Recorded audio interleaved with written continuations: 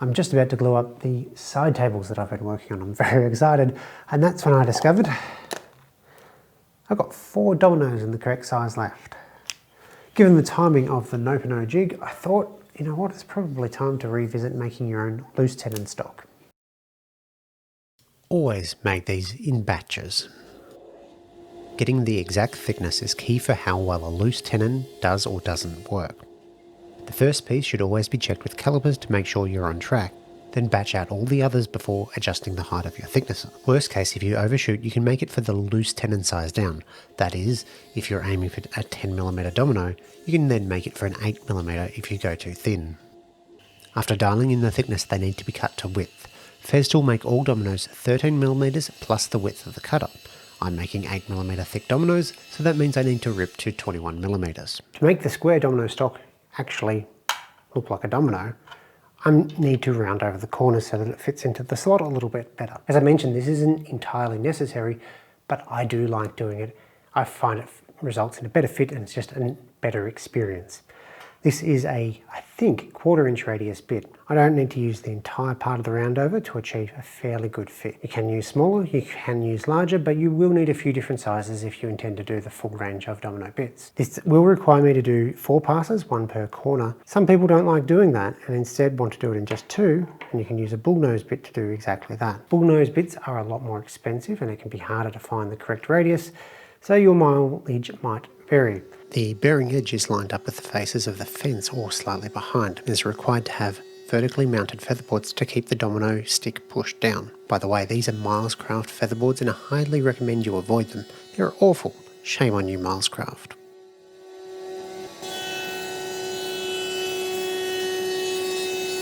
Using a super secret push block design that's totally not a lump of hardwood screwed to 6mm plywood with a hook cut into it that provides sideways and forwards pressure to scoot underneath the featherboard and keep my fingers safely out of the way. It's time for another awkward segment of FAQTNHAAY. Can I make them out of plywood? Short answer, no. Long answer, no. You probably technically maybe sort of could make them out of plywood, but the problem is as you're getting them to thickness, you could be exposing glue joints and the glue may not stick to the glue. Plus you've got half the laminations going one way, half the other, so it's not the strongest material for this application. You want the grain all going in one direction to be the stronger. Can I make them out of MDF? No. Can I make them out of softwood? The answer is why? Do I have to use beech like FESTOOL do, or can I use any hardwood? Good news is you don't have to use beech. You can use pretty much any hardwood with a few exceptions. You don't want to be using any hardwoods that are particularly oily and would normally require you to clean them with like terps or acetone or something like that so that glue will adhere to them properly. Yes, I know balsa is a hardwood. Don't use balsa. You're being ridiculous. Can it be any grain orientation? Well, yes, technically. If you're making them in advance, you may find that there is some minor warping if you use flat sawn stuff. All the official dominoes, as far as I know, are either rift or quarter sawn. That would be a better option. They're not going to move quite as much, so they'll always fit into the slot. But so long as they fit, there's not really a huge downside for the grain orientation.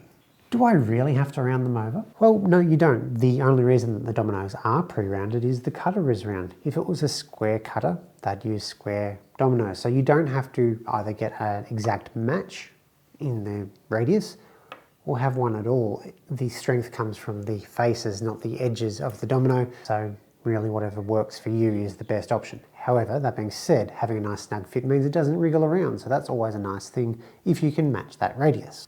Do I have to make it the exact size? Well, no and yes, but sometimes no.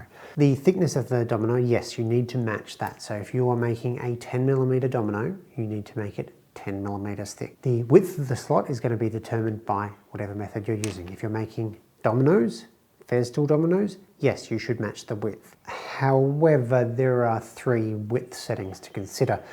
FESTOOL only officially sell 1 width per size of domino. So this is an 8mm domino. It is 21mm wide, 22mm wide, and the slot matches up with that perfectly.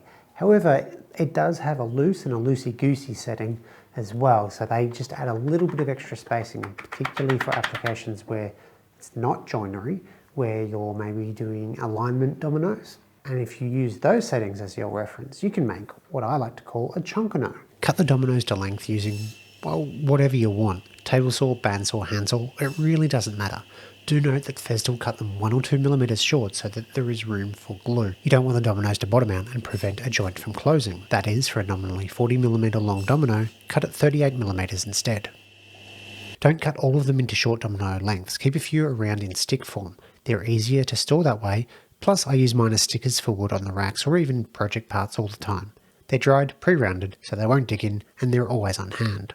Making your own dominoes, loose tenons, is really quite easy, particularly when you batch it out. You're using the 10 or 8mm dominoes. Anything below that is just a little bit fiddly, not quite as much fun. And the best thing now is I've got all these dominoes here, as well as the sticks that I've made up, which I haven't cut down yet, so I can finally glue up my side table, so I'm very excited about that. If you're one of the members on YouTube supporting me, these lovely people here, thank you very much. And don't forget, you'll have exclusive plans for how to build this limited edition push stick for making your own loose tenons. Thanks for watching.